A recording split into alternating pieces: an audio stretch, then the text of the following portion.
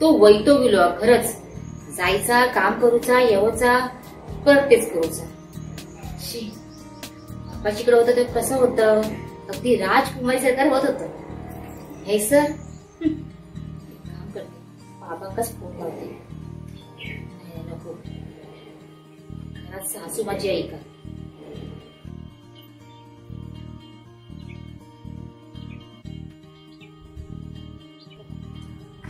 बाबा पण ना फोन नाही उचलत.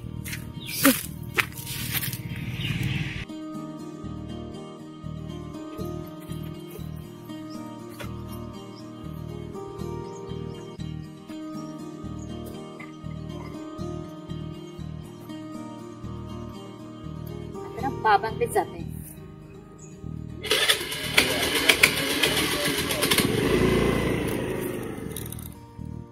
कवितेचं नाव आहे जगवी विचार. गौतमास मिळते मुक्ती चाणक्य सूर्य ज्ञानाचा. गौतम म्हणजे गौतम बुद्ध आणि आर्य चाणक्य माहिती आहे ना. शंकराचार्य जगजिंके विवेकानंद विश्वाचा. शंकराचार्य म्हणजे आद्य शंकराचार्य आणि आपले स्वामी विवेकानंद. बरोबर. गौतमास मिळते मुक्ती चाणक्य सूर्य ज्ञानाचा. शंकराचार्य जगजिंके विवेकानंद विश्वाचा. पत्नीने पापी म्हणून झिडकारिले वाल्याला. ज्ञानाने वाल्मिकी झाला सांभाळी सती सीतेला. शेवटी लवकुश असताना सीता वाल्मिकींच्या ऋषींच्या आश्रमात होती. वाल्याची कुटुंब पोरे हरवली कुठे ना कळाली.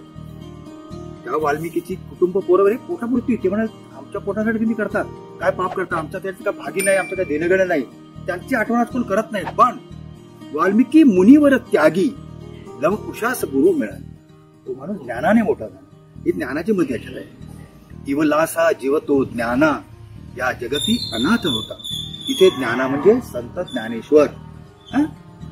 इवलासा जीवतो ज्ञाना या जगती अनाथ होता. तो ज्ञानदेव मग झाला त्या आई झाली गीता. ज्ञानेश्वरजी लिहिलेली आहे जी गीतेवरचं भाष्य आहे.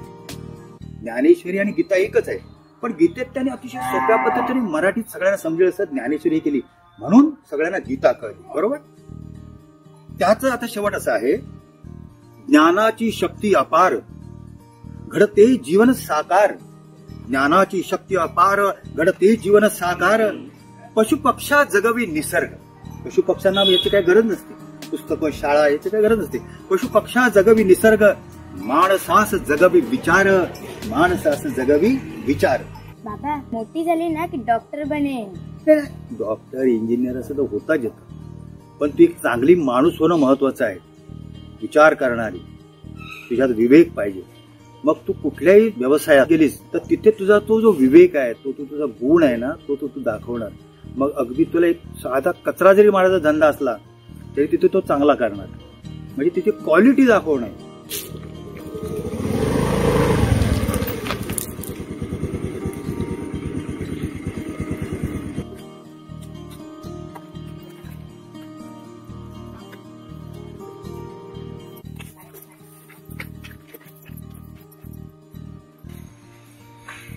काय गो आता नाही सांगितलं काय नाही असाच दिलंय. आता दिलं दिला का हो. बाबा काय झोपले.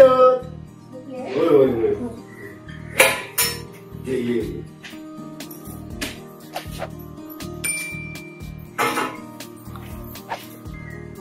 बाबा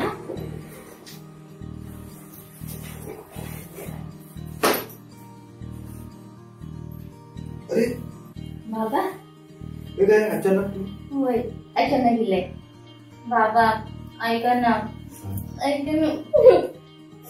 मला तर नाही राहायचं. ते गारवा काय झालं. मला ते नाही राहायचं. एवढी सगळी वाघिणीसाठी काय झालं काय. तुम्ही माझं त्याच्यावर प्रेम होतं त्याच्याशी लग्नाने लावून दिलं. बरोबर आहे. त्याच्या पोटापाणी सोय नाही काय नाही आणि मी त्या प्रेमापेक्षा आड नाही. शेवटी तूच बोललीस ना की तो काय कमवत नाही काय नाही तर याच्याबरोबर मी करते असं तू बोलली ना. 2 वर्ष 3 वर्ष त्याला दिलास ना चान्स. कामधंदा काय बघितलं नाही त्याने. बाबा आई काय गेली. आई गेली बाजारात रेशन आणूच असता ना. आणि काय माहितीये असं आता गोंधळ घातलं आई पण वाईट वाटत. माझ्या पण डोक्यात टेन्शन होईल. आता काय माहितीये संसार ना एकदा सुरू झालो ना तो आपला असतो, सगळ्यांचा असता. आता ज्याच्याबरोबर लग्न झालं ना ताच तुझा घर, ताच दार, ताच सांभाळायचा. आता ते गोंधळ नको घालू. आणि एवढ्या झटपट कसे काय निर्णय घेतोस तू? तुम्ही फोन उचलत नव्हता म्हणून मी फोन कसं ते मार्केटवाल्यांचे येतात ना फोन, म्हणून मी जरा झोपताना स्विच ऑफ करून ठेवतो. पण मी काय म्हणतो आता हे नको, चल आपण त्या नदीवर तुझ्या आवडीचं स्पॉट आहे, आपण गप्पा मारायचं बघ. आपण गाणी शिकवायचो, कविता शिकवायचो. ड्रेस बदलून ये. मला ते त्रास होता. कसलो त्रास? त्यांनी लोन काढला, खायची पियची वांदे झाल्या. खायची पियची वांदे म्हणजे तू जशी हे पार्सल मागवायची माझ्या घरात, ती तुका होत नाही आता, बरोबर?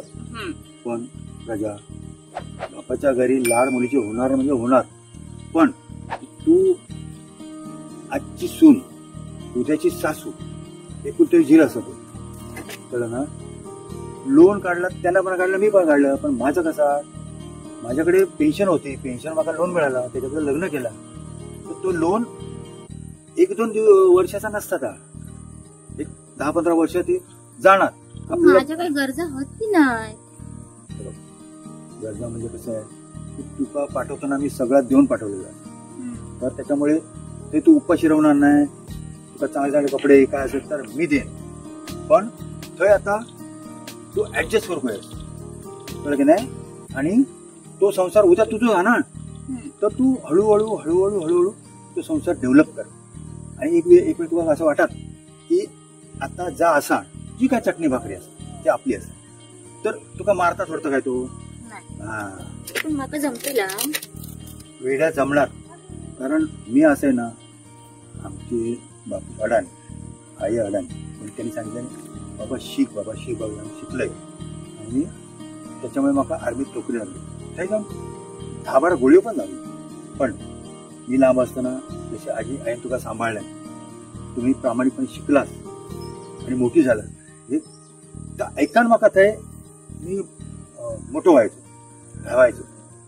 आता एकान लिहिलंय, आता तू एक संसार म्हणजे ते युद्धक्षेत्रच आहे, तिथे लढायचं आहे, तिथे लढायचं. हा, तुम्ही कसे माझी लाड पुरवता, तसं नाही होत ना. हो, वय असतो लाड करून घ्यायचे, लाड करायचे.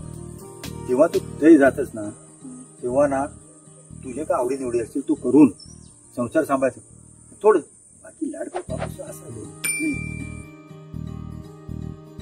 आणि आयुष्यभर मी असं आहे लांबून, उद्या मी कटकन वर गेले, माझा थँक्यू झाला. अरे वेड्या, त्याच्यानंतर तू मोठी होणार बाप गेल्यावर, पण तू आजच मोठी. जोपर्यंत मी आहे तोपर्यंत तू तुझं ट्रेनिंग पूर्ण कर आणि एक सक्षम व्यक्ती म्हणून तू झालंस. कोणाक बरं वाटत, तो एकच चिल, तू एकच चेडू. दोन्ही घरचा म्हणजे दोन्ही घरचं म्हणजे प्रॉपर्टी, आणि कोणाची आज जर आपण खंबीर नसो ती कोणते विकून खातील. खंबीर राहिलं पाहिजे, गंभीर राहिलं पाहिजे, तर ती वाढेल. हा, मी करतलंय बाबा. हा, जेव्हा तू एका आर्मीच्या ऑफिसरची मुलगी आहेस, कधी खचायचं नाही. हा, तुम्ही किती बोल चांगल्यासाठी, त्याचा मान तू ठेवायचा, तुझा मान तो ठेवणार. कळलं?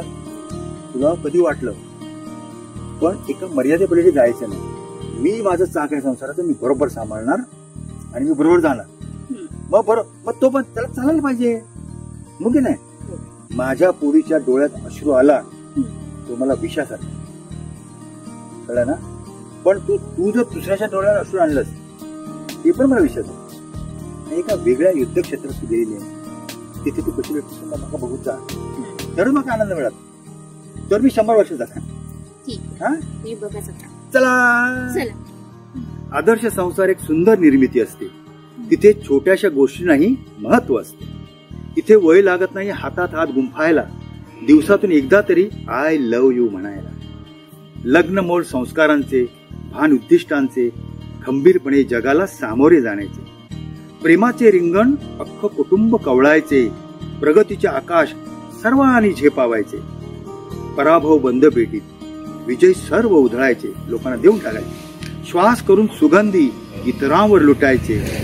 नात्यांच्या उभेसाठी आडव्या उभ्या धाग्यांचे, तळव्यात एकच स्वप्न दोघांनी जपायचे. पुरेसे नाही केवळ योग्य व्यक्तीशी लग्न करणे, पुरेसे नाही केवळ योग्य व्यक्तीशी लग्न करणे, हवे सुखदुःखात आयुष्याचे भागीदार होणे, आयुष्याचे भागीदार होणे.